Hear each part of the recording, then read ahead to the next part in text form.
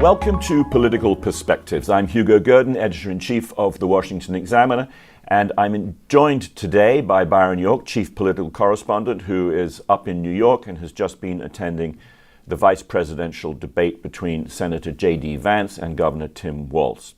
So, Byron, thanks for joining us. Let's go straight to that debate. J.D. Vance turned in what to me seemed like one of the best debate performances I've seen either from presidents or vice presidents in the, I don't know how many election cycles. He was fluent, evidently smart, managed to deal with all sorts of situations. Tim Walz was a really strong contrast to that. He looked shaky, he looked unconfident, and he got better as the debate went by, but he was never nearly as strong. Was that contrast a surprise? Not really. It was, you're right, Vance was a good substance and good tone. So he did really, really well. Now, if you remember, as far as Walz is concerned, there were actually a couple of stories in the run-up to the debate of people saying that that Walz is nervous and he's not really a good debater. And a lot of observers dismissed that as expectation setting, trying to not raise expectations too high beforehand. But now it appears that was actually true. It was just a leak, so they knew he wasn't doing well. So he really did poorly. And after the debate, I asked Chris LaCivita, who is the co-manager of Trump's campaign. I said, well, what's the key moment? What's the most important moment for you in the debate? And he said, the first 20 seconds. I said, wow, really? In what way? And he said, well, the question focused on all of the trouble in the world and dealing with that trouble in the world. And he was nervous and fidgety and unsure of himself right there. And he said that set the tone of the debate for the whole time.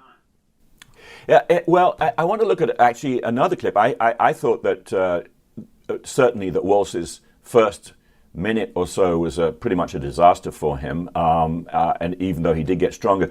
But nevertheless, he continued to make errors. And I'd like to have a look at a couple of clips where the CBS moderators put each candidate on the spot, Walz and Vance. Let's just have a look at those clips. Look, I will be the first to tell you, I have poured my heart into my community. I've tried to do the best I can, but I've not been perfect. And I'm a knucklehead at times, but it's always been about that. Those same people elected me to Congress. Many times I will talk a lot. I will get caught up in the rhetoric. But being there, the impact it made, the difference it made in my life, I learned a lot about China. And sometimes, of course, I've disagreed with the president, but I've also been extremely open about the fact that I was wrong about Donald Trump.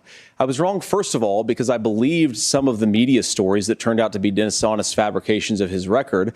But most importantly, Donald Trump delivered for the American people. And yeah, when you screw up, when you misspeak, when you get something wrong and you change your mind, you ought to be honest with the American people about it. It's one of the reasons, Margaret, why I've done so many interviews is because I think it's important to actually explain to the American people where I come down on the issues and what changed. So, Byron, that was a very striking contrast.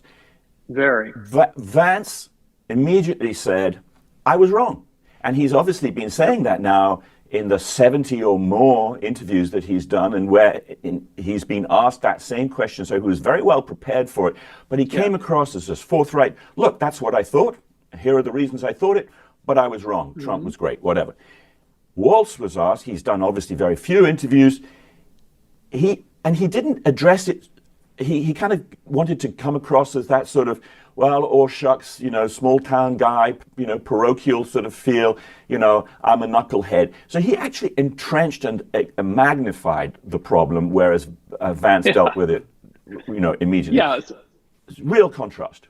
Well, CBS made sure to ask each candidate one question that was going to make them personally uncomfortable. And you described very well how Vance handled his question. And Walz just totally mangled his question.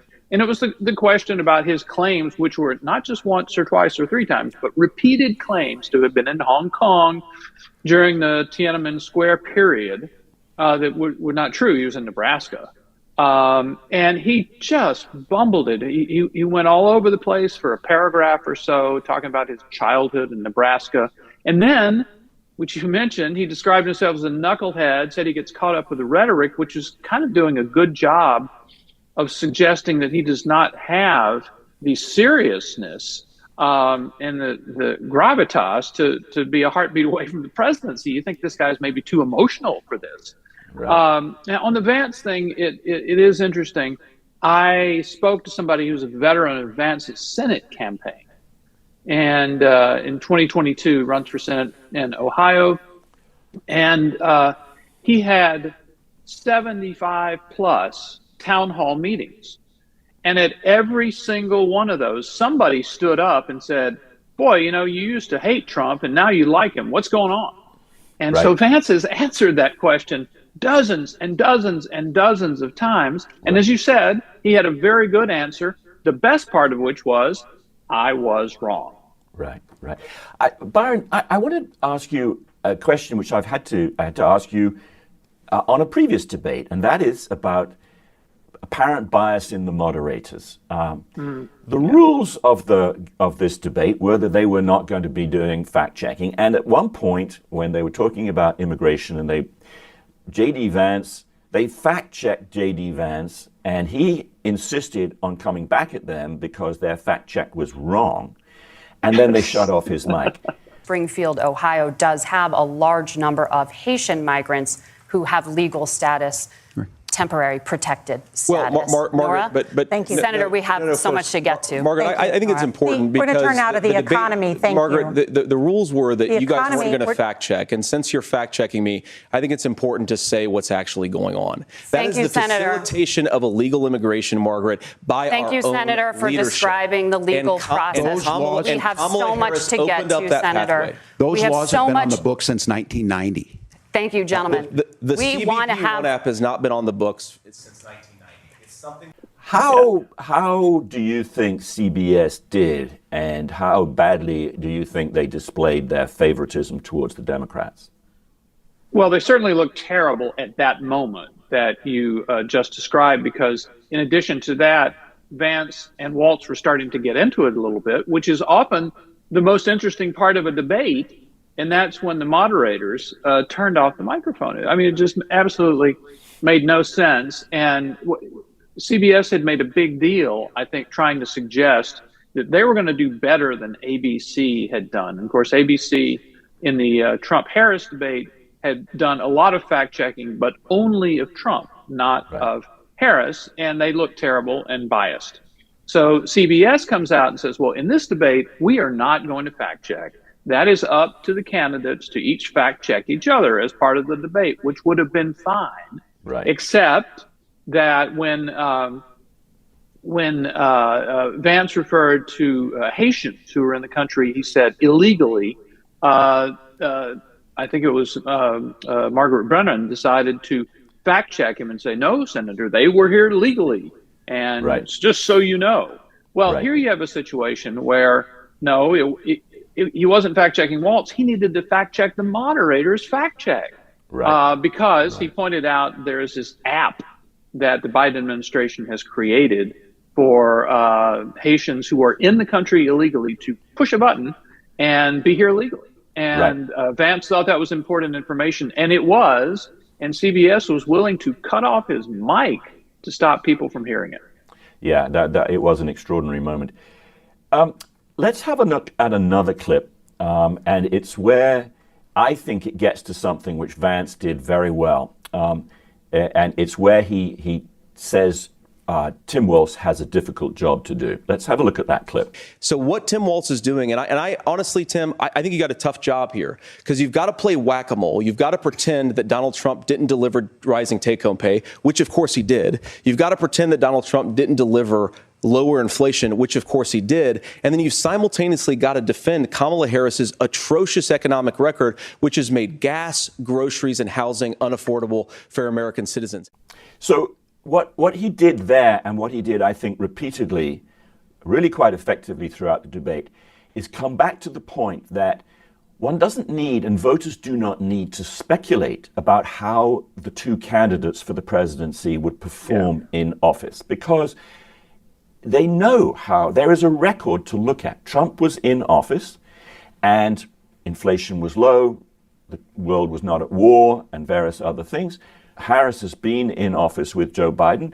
Inflation roared away to its highest for 40 years, and there were various other things which, the job creation wasn't as great, et cetera, et cetera, et cetera.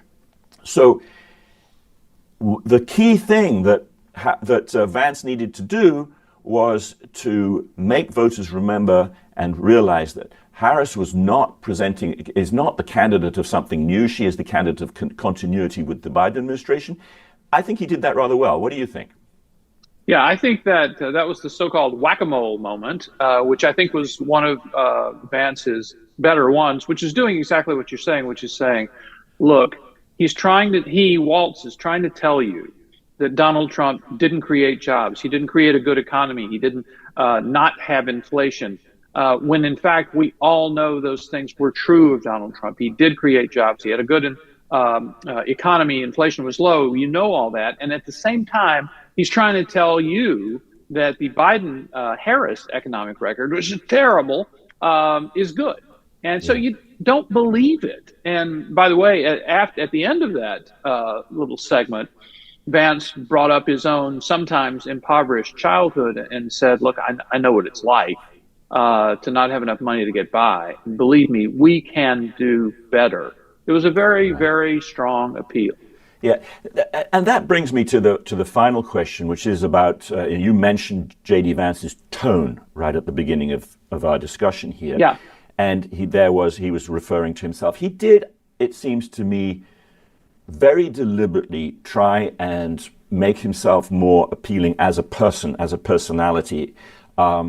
He's obviously very smart. He can talk very aggressively off the cuff. But what he seemed to be doing last night in the politeness, actually both candidates were very polite and sort of rather amicable with each other, and often said that they kind of agreed in some ways with each other.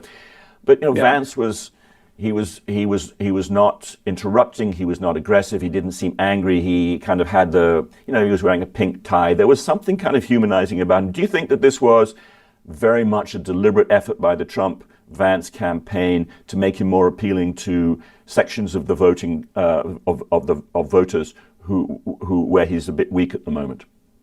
Oh yeah, absolutely. I mean, you look at there can be a couple of J.D. Vances.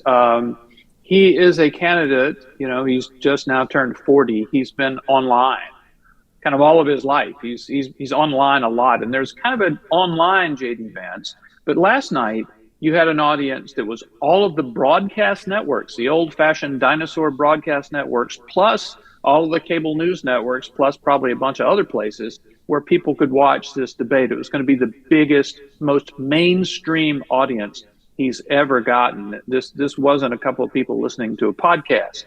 So he did, I think, tailor his presentation and his demeanor to do that. And now he sanded down a few of his rough edges, and it was very, very effective.